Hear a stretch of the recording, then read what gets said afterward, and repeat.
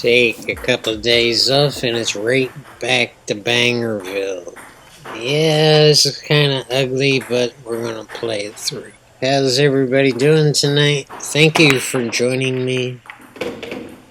Not as sharp as I was last video, but that's because I took about 5 or 6 days off and haven't hit a ball until this night. Yeah, it's going to be a little sloppy, not as good as I want it to be. It's pretty simple. If we look at the solids, we have one ball blocked by a straight ball, and that's a 13 block in the 2. Now, we could technically shoot the 2 in the side, and everything's going to be okay. But the problem is how you're going to get position on that shot. So, yeah, let's move over and take a look at the stripes. And the first thing you should notice is there's a pocket for every single straight ball on this rack. And the only real problem you have is getting right on the 8 ball, and that's because this 1 ball and the 2 ball and the solids is making it a little bit difficult to get the right position on the 8. They're kind of squeezing it in, but we're going to take the stripes anyway and go ahead and run this rack.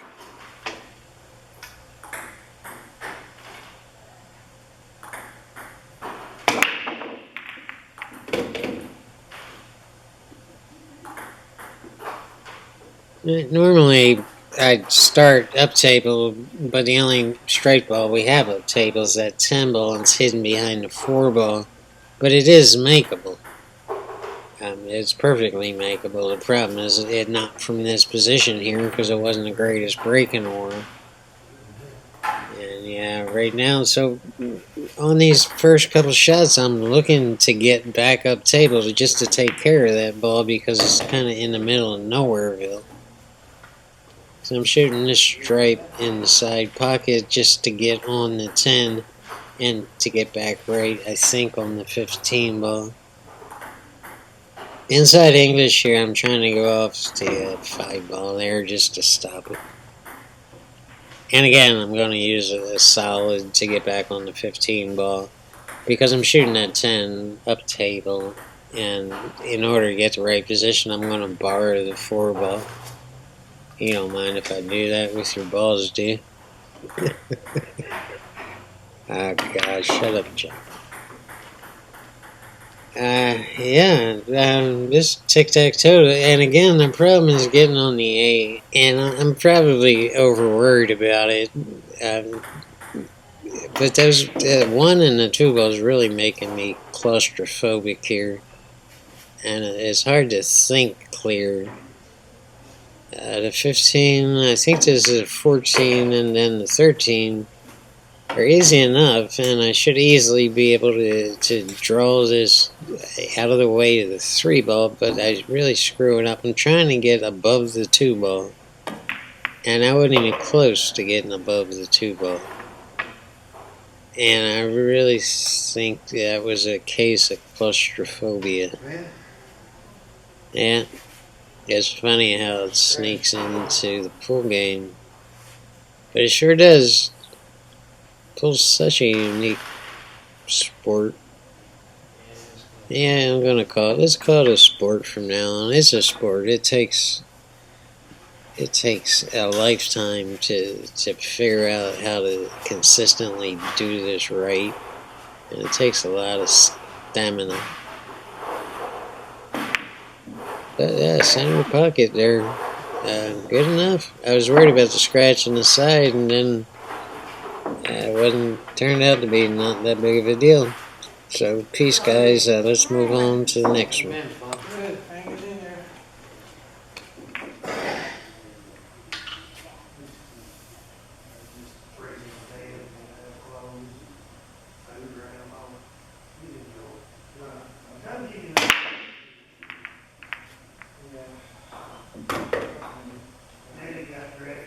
That's a decent break and pretty good spread. Look at all the solid balls bunched up in the center of the table. Let's take a look at the rack analysis. The problem with the stripes is there's only one feasible opening shot, and I don't like it. Another problem is this 11 ball is not in the best position in the world, and then you have this ball over here, which is blocked by the 13. I'm not shooting it. Yeah, balls near the side rail, close to the center pocket, are always, always, always trouble. So if you're playing 8 ball and you see that, you should probably look to the other set of balls if you're torn between which set of balls to take. And if we push it further, there's only one pocket for this 14 ball, but we can work with that. There's no doubt in my mind I can get on the 14. When we switch our focus to solids, again, we see every single ball except one solid is in the center of the table. So if you play your cards right, this could be nothing but like a straight pull kind of shooting gallery type thing. A side pocket back and forth bonanza. And I like that idea. The only iffy ball is the 4 ball. It won't go in the side, and it won't go past the 13 in the bottom right hand corner, so we're going to have to shoot that up table in the top right hand corner. And that might be a perfect ball to get on the 8 ball. And that's because the 8 ball will, I'm looking at it, the 8 ball will go by the 12 ball. So watch your position play. This is crucial here.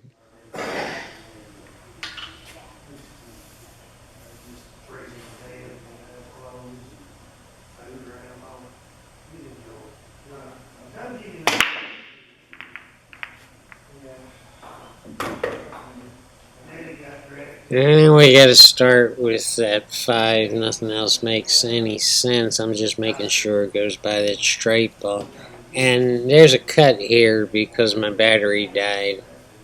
Alright, you can watch the clock during that cut and you can see it didn't move.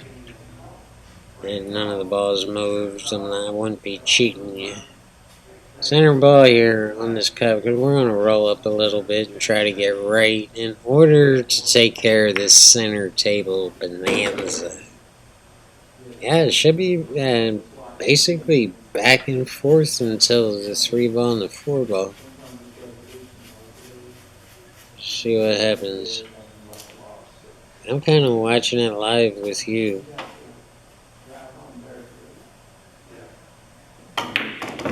Yeah, I'm just trying to get back on the 1, and I do it. Can I get a little bit? See, I don't want to shoot that combination, a 2-7 combination. Yeah, I'm not big on combinations, so I want to. Yep. I think I got it. Can I get by the 2 and make the 7? That's the big question here.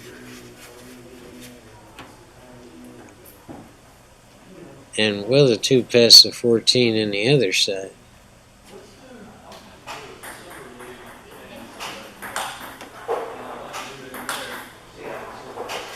That's the other big question. And apparently it will in just a little bit. I'm just kind of stunning it. Yeah.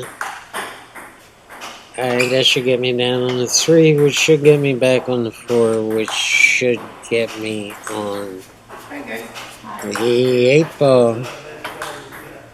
Get an angle on the 4. So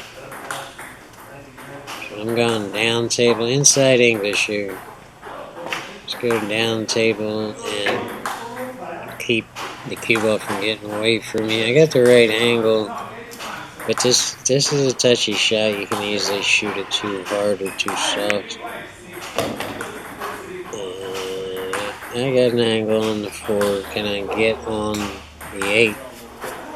You know, get a hard shot on the 8. I'm almost back in stroke. Center ball, just forcing it to the rail. Didn't quite hit that hard enough, but I'll take the cut shot. Looking good, Scuba. Let's keep a straight stroke here. Center ball, don't do anything fancy. Don't try to spin it in. Everybody's always trying to spin that in, and I keep telling them, don't do that, don't do that. but who listens to me? Next game. Hey, hey, we're moving right along here. I know, but I'm counting 5 and 5.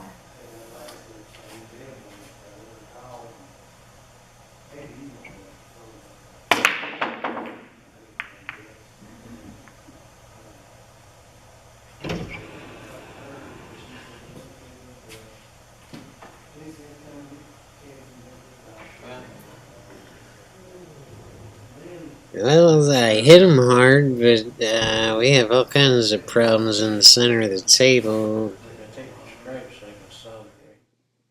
Yeah, I don't even know where to start.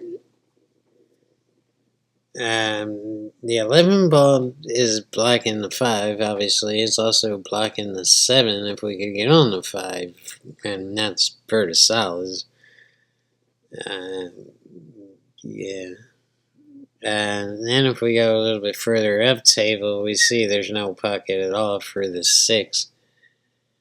And that's because it's bunched up with the 13. There is an opening shot on the 13, though, and I kind of dig it because it's also going to take care of the 9 ball. So, I mean, at that, it's like, okay, well, let's take the stripes in that. Let's open with that shot, and it's do or die. I know, but If I screw it up, we're going to be in big trouble. If I can get on the 9, we should be out. Let's go ahead and run it this time with some music. I'm not going to yak through it. Keep your beer with you. This one's good. And thank you guys for joining me. I really do appreciate your support all throughout the years. Really, it means the world to me. And I really love having you guys in here because I know you're all pool players and I know you love the game. And hopefully I'm saying something that will make your lives just a little bit easier.